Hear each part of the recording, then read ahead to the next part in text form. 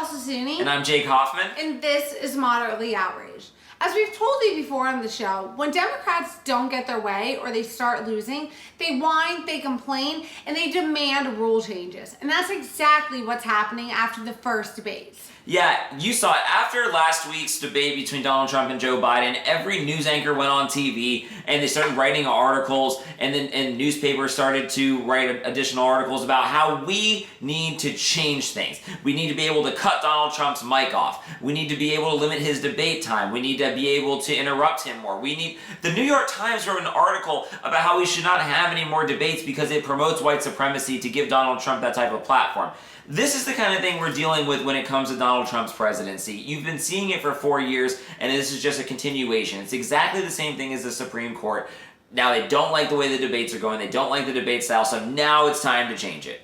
Yeah, absolutely. And since Donald Trump has become president, debates are going to change forever. And, and what's crazy is that the left wants the debates to change, but they're not even willing to submit to the few things that Donald Trump and the Republicans asked for. They wouldn't agree to let Joe Biden take a drug test, and, which I didn't necessarily think that was super necessary, but they also wouldn't allow him to get his ears checked or, to see if there were any. Yeah, and now there's all kinds of videos that are out there and where he's being buzzed and you see the wires on his shirt. Exactly, and it's like the fact that he wouldn't submit to that to begin with, and then you see a lot of wires and there's a lot of these videos. I mean, and especially when, in 2016, it came out that Hillary Clinton got the questions ahead of time. We know that the Democrats play a whole bunch of funny business, and the media does as well. Yeah, and overall, though, we really didn't get anything helpful from the debate. I think that's generally the consensus around the entire country and around the world. I mean, mostly that's because Chris Wallace decided that he wanted to be on the debate stage as well. But, doesn't matter. That is the problem with the debate, which is kind of what we're going to talk about tonight. We really want to get into how Trump is changing debates and then how we can make them better in the future. Yeah, and, Chris Wallace isn't the first moderator to do this. If you remember, back in 2016, Megyn Kelly famously opened with that question, about women, and talking about Trump's rhetoric with women. And, it's like, so she inserted her own personal biases into the debate and immediately. And like Megyn Kelly, before him, Chris Wallace did the same thing because he has openly said that he doesn't really like Donald Trump. He's been combative with him. So he, I think, couldn't help himself from attacking Trump. And the reason why both of them did this is they think that by doing that and by going after Trump, that afterwards, that they'll be able to be embraced by the left. That the left will go, yay, you went after Donald Trump. You were one of the good ones. Yeah, and Chris Wallace and George Clooney can go get on the yacht together out of LA, and then they can all But look at Megyn Kelly. That's not what happened. She went to a different network. She, had her own, daytime show, and no one embraced her. No one liked her. Everybody just held on to the fact that she was Megyn Kelly from Fox News, and she was a Republican. And they will never, ever let you be anything more than a Republican.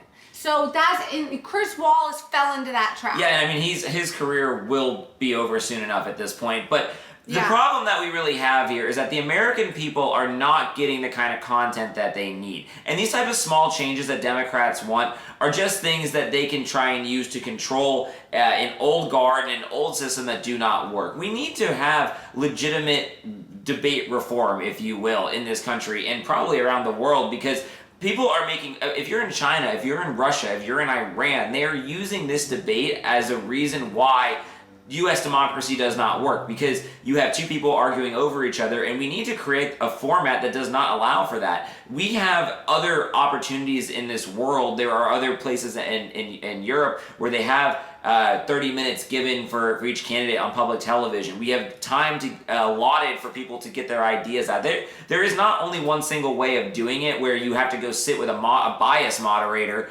on a cable news network that is a biased cable news network where they come up with questions and then they force you to a 2-minute slot to try and explain something as complicated as healthcare while somebody else yells at you and another moderator yells at you. I mean, there's so many better ways to do it than what we are doing right now. Yeah, absolutely. And really, like, what the U.S. debates are all about, they're really about zingers. And they're about getting these quick little lines in that, the news is then going to be able to pick up the next day. Like, the debates aren't really to decide who's going to be the best president. It's not for the American people. It's for the media. Like, let's remember that. And, we all remember, like, the zinger Barack Obama had in 2012 when he had that, bayonets and muskets line, which even if you can remember the context, you still remember that line. And then you also have the flops, which you had Mitt Romney saying, binders full of women, and that, I believe, in the same debate.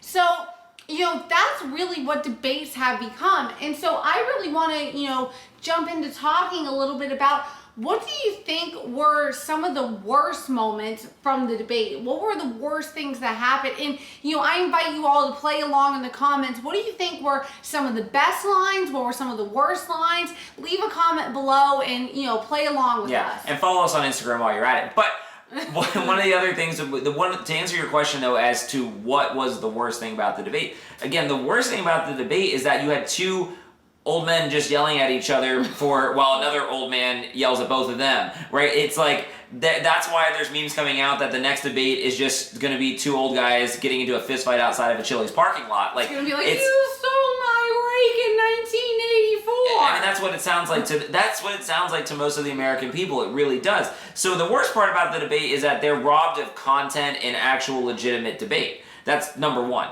Now to go to the actual context of the debate, some of the things that were said. Obviously, the headline that has been run for a week now is all about how Donald Trump does not condemn white supremacy in this country when he said that the Proud Boys should stand down and stand by, right? And that's a poor choice of words, but by the way, words that were given to him by the moderator, Chris Wallace. But one of the easiest, softest layups of a debate question you can ever have in this country, right? So, from a Republican standpoint, it is astonishing to me that you can't just stand up and go, look, we condemn white supremacy. There's no other answer to that, and right? And when you get asked again about it, you double down and you say we condemn white supremacy. Yeah, I mean, it's almost as bad Triple down if you have to. It's almost as bad as Jerry Sandusky when they asked him, like, do you like kids? And he's like, well, like what? I mean, like, no, you need... not that we're laughing at that, we're laughing at the moment. Yeah, but that's the thing, is that it's such a softball layup question that it makes you, like, infuriated to support a president that can't just come out and say that, right? Like, as a Republican, like, I will stand up and say that the Republican Party does not support white supremacy. And now Donald Trump has said that in the past in different places, but like in a debate stage in that moment, you cannot be wishy-washy on that type of issue. Now, Joe Biden had, his own issues as well. Yeah, Joe Biden, it's like when they asked him, first off, they never even asked him about Antifa, which would be like the equivalent of the white supremacy on the other side. So it's like when they never even asked him about that. And then when they asked him about law and order and supporting law enforcement, he couldn't even come up with the words to say, I support our law enforcement. I mean, and Donald Trump, had that, he had that little zinger, like, just say it, Joe. Just say law and order. Like, you can't say it, can you? Yeah, because, one of the biggest points that was made is that, he will be run over by the Democratic Party, and he's not a real candidate, and he's basically a Manchurian candidate that's being propped up to do all of the things that, the Democratic Party wants to do. But so, his inability to come out and stand up against the Democratic Party and stand up against the far left is exactly why we're worried and why we keep screaming socialism at everybody, because it's not about Joe Biden, it's about all the people he's not standing up to. Well, and another thing he didn't stand up for, and this was my biggest, failure from the debate on his part, was that, when they asked him about, stacking the Supreme Court, he did not answer the question. And we warned you guys about that, in the Ruth Bader Ginsburg episode. We talked about how the liberals want to stack the Supreme Court. And when they asked Joe Biden and gave him the opportunity to say, no, we don't want to do that, he didn't answer. He refused to answer. And that is terrible. Yeah. And that shows you what game he's playing, and that is appease his base. But that's why there's so many problems with just the debate format, and people don't think about the fact that like we've just been doing it so long in this type of way that everyone's just conditioned that this is how debates are supposed to happen, but this is not how debates are supposed to happen. Look, Joe Rogan came out and he said, I will host them on my podcast for 4 hours uninterrupted, no commercials, nothing else. Donald Trump took him up immediately, by the way. And you know, we've been saying for years that like basically if you're going to run for president nowadays, we need to make it a national law, right? So you have to go on the Joe Rogan show and you have to seriously, you have to go on the Joe Rogan show and you have to spend 4 hours interrupted talking through all these tough topics because you're never going to get the information you need in 2 minutes. You just cannot connect. We try and make important topics in this show easily digestible in like 10 to 20 minutes, and it's nearly impossible to get all of the facts in there. It's hard. And we don't have anybody interrupting us. So we interrupt you. You have me interrupting you an awful lot. But that's... I'll be honest. But my point is this, is that we need to, you know, encourage more of a, you know, intellectual conversation going on in this country. I understand that, like, what you saw on the debate stage last week is a microcosm example of what is going on in the entire country right now. That is how people talk to each other in this country nowadays. They just scream at each other. They just go on Facebook and say mean things about each other. They get interrupted by their friend on Facebook who says something mean about the person too, and then they gang up on that person. And like that is the kind of dialogue we're having in this country. We've gotten so far away from intellectual conversation, intellectual debate. So that's why it's so important to force our candidates to do something else that is not just a 2-minute debate. Yeah, absolutely. And it's, you know, it really is the media's fault for all of this. It is. It absolutely is. And it is everything. It's always the media's fault. Well, I mean, it's the sensationalist media's fault. And, you know, who would have thought that the Fear Factor and UFC guy might be the savior of the media and democracy as we know it? Yeah. But you know what? Joe Rogan, democracy lies in your hands.